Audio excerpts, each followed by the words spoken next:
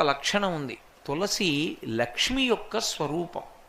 తులసి ఈ భూమి మీద పుట్టినటువంటిది మొట్టమొదట ఎక్కడి నుంచి పుట్టింది అంటే బీజము నుంచి వచ్చింది కాదు తులసి చెట్టు. తులసి చెట్టు గింజల్లోంచి రాలేదు.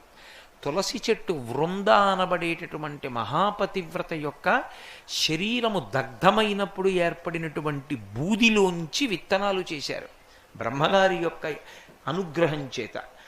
ఆ విత్తనములను చల్లితే అందులోంచి తులసి పుట్టింది. అందుకే అసలు తులసి కారణజన్మురాలు, లక్ష్మియే తులసిగా వచ్చింది. తులసికి ఒక్కదానికే ఒక లక్షణం ఉంది లోకంలో.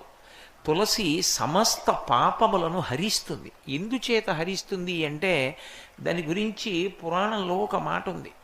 యన్మూలే సర్వతీర్థాని యన్మధ్యే సర్వదేవతై యదశ్రీ సర్వవేదేషు తులసీత్వం నమామ్యహం అని.